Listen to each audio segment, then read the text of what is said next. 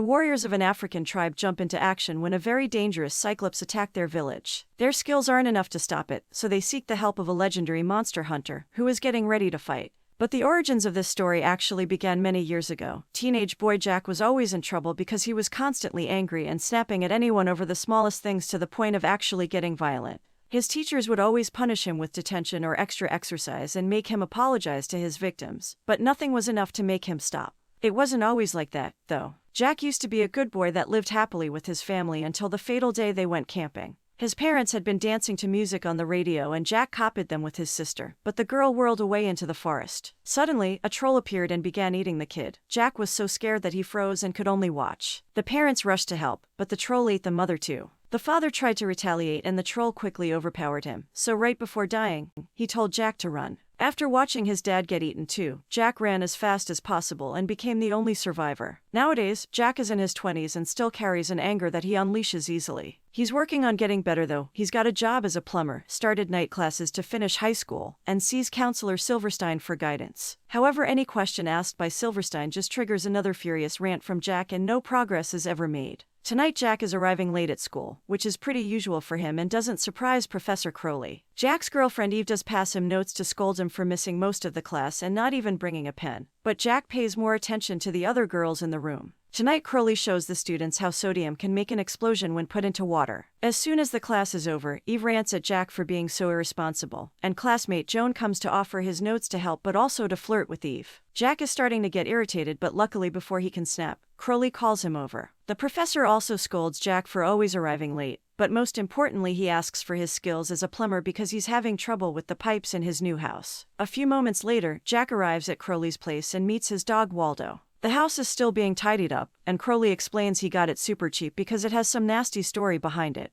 Jack goes to the basement to start working on the pipes, and once he's done, he asks Crowley to try the sink. Unfortunately, the repairs don't work and as the whole installation breaks down, the valve hits Jack in the face. Meanwhile outside, the ground opens to show something glowing. Jack explains to Crowley that they need to change the valve, so he takes the old piece and promises to come back after finding a replacement. At first his van won't start, and Jack begins throwing a tantrum that is interrupted when the engine finally reacts, stopping things before they get violent. Sometime later, Crowley falls asleep at his desk. Waldo is outside barking at the hole in the ground, which now is releasing a mysterious smoke. This smoke sneaks inside the house through the back door and is inhaled by Crowley, who suddenly wakes up and abruptly stands up to reveal black eyes. Moving rather awkwardly, Crowley runs through the house and hits the door with his own body a couple of times until he realizes how to open it, then he runs to the garden even if it's raining. The next day, Crowley wakes up when he hears Waldo bark at him. He's shocked to discover he fell asleep in the garden and his hands are rather dirty as if he had been digging, not remembering a thing about last night.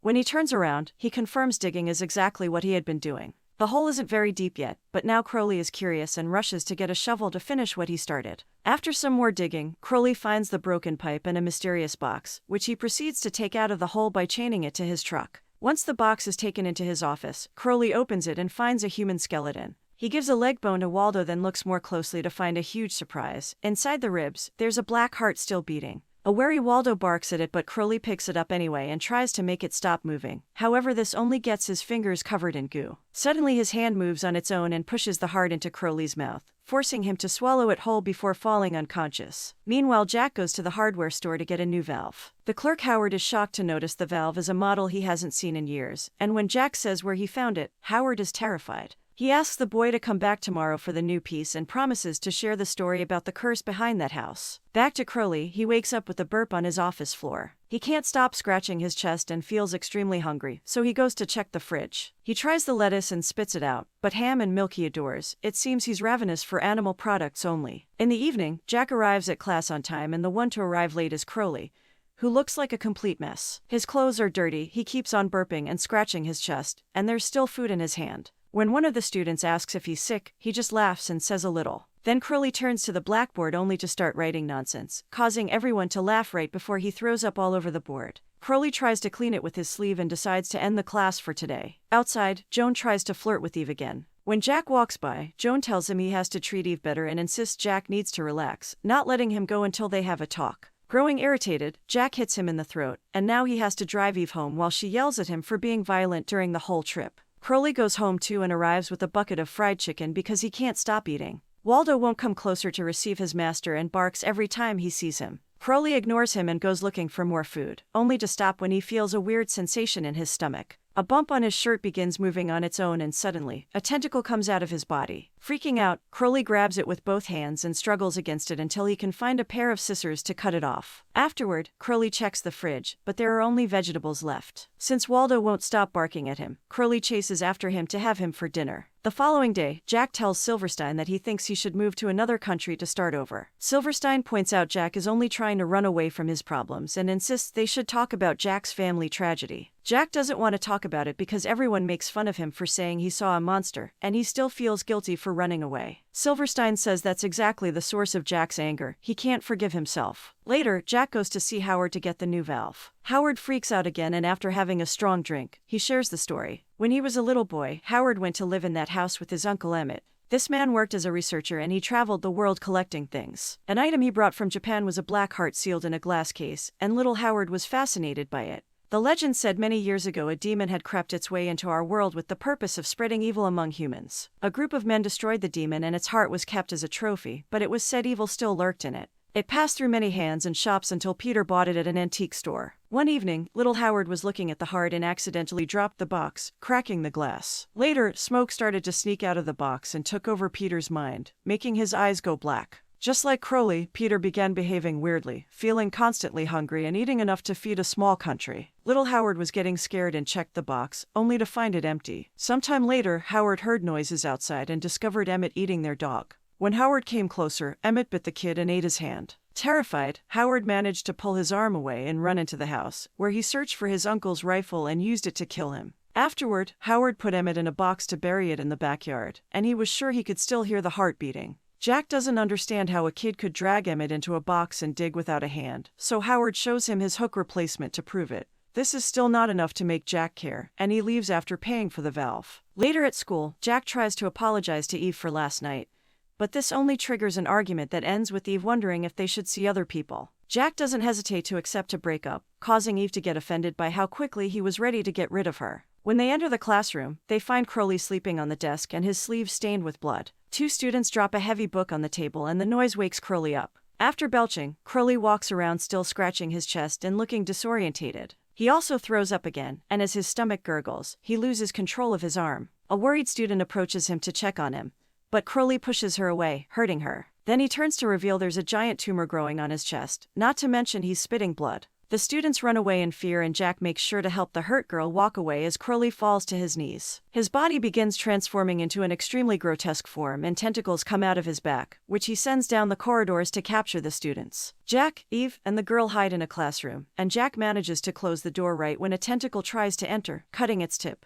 The other students aren't as lucky, and the tentacles drag them back without caring if they get hit by any object in the process. When the students are brought back into the classroom, they discover Crowley has become a disgusting beast that has covered the place with goo. The black heart can be seen beating on his aberrant body. His first victim is Joan, who gets pushed to the floor before Crowley inserts one of his tentacles into his mouth to fill him with his toxic fluids. A moment later, Joan stands up to reveal he's a monster too, and Crowley sends him to find the missing trio while he takes care of the next student. Meanwhile, Jack is trying to use cables to tie the door. Eve keeps freaking out because she thinks they should leave, not lock themselves up, and Jack grows irritated by her constant screaming and the girls crying over a small wound. At that moment, Joan bursts into the room. Eve runs away, but the other girl isn't fast enough and Joan grabs her. Jack tries to save her to no avail and realizes Joan is eating her, so he runs away too. While Crowley sends out more transformed students, Joan finds Eve in another classroom. Luckily, Jack arrives just in time too and hits Joan with a stool before grabbing Eve to run away. There's another monster waiting outside, so the couple runs down the corridor only to find the doors closed. The janitor is on the other side and accepts to open when he sees them, but he takes his sweet time with it. This gives the monster time to catch up, and by the time the doors are unlocked, the monster jumps on the janitor to eat him too. Jack and Eve run to Jack's van, which takes a while to start. Eve yells at him for driving an awful vehicle, making Jack's irritation grow. To make matters worse, the radio begins playing the same song he heard when his family died. Jack suddenly stops the van as flashbacks of the tragedy flood his mind, and Eve yells at him for it. Jack's anger grows and finally makes him snap, but this time it's different. He asks Eve to get out of his van, furious but without violence, then he drives back to the school. Jack's determined to make up for the errors of his past and arms himself with all his plumber tools to stop the monster. In the corridor, Jack finds two transformed students. fighting over the janitor's body. They both attack him as soon as they see him, and a fierce yet unfair fight begins. Jack manages to push the boy away for a moment to kill the girl by hitting her head with his pipe. Then he goes after the boy to punch him repeatedly until he falls on the floor, where Jack stabs him with the tool. Meanwhile, Crowley feels hungry again and begins feeding on one of the students. Jack begins making his way to find Crowley, but he bumps into Joan first. A chase begins through the school, and Jack defends himself by throwing anything he can find at Joan. However, Joan feels nothing and comes close enough to bite Jack's arm. Jack headbutts him to push him away, then he breaks the lab equipment to bludgeon Joan to death. Afterward, Jack wraps up his wound with tape and takes a fire axe before running into his classroom, where he finds Crowley making more monsters. Using the axe, Jack cuts the tentacles to allow the students to escape, but Crowley begins attacking him before he can finish. Jack tries hiding under a table and throwing his axe at Crowley directly, but nothing works, and now a newly transformed student is attacking him too. Crowley tosses the axe away and laughs as he watches Jack and the monster fight, but his laughter dies when he sees Crowley break a cabinet door and use it to kill the monster. Now the cabinet is open. Jack sees the sodium from last class and remembers his lesson. He rushes to grab it right before Crowley captures him with a tentacle to drag him closer, and Jack takes advantage of the new position to insert the sodium in the monster's mouth. Shocked, Crowley drops Jack as he tries to spit it out, but the sodium explodes and takes his head. However, the heart is still beating and controls the tentacle, capturing Jack again. This time, Jack manages to retrieve his axe and cuts the tentacle off before running to the monster and attacking the heart, finally killing him for good. All the tentacles fall off and the remaining students run away as Jack approaches the final girl to kiss her to celebrate. This adventure has changed something in Jack, and now he knows monster hunting is his call. First, he returns to the forest to kill the troll that ate his family, finally giving the matter closure. Then he starts traveling the world fighting monsters, and now he's in Africa, ready to fight the Cyclops to save the village. Thanks for watching. Please like and subscribe for more videos. See you next time.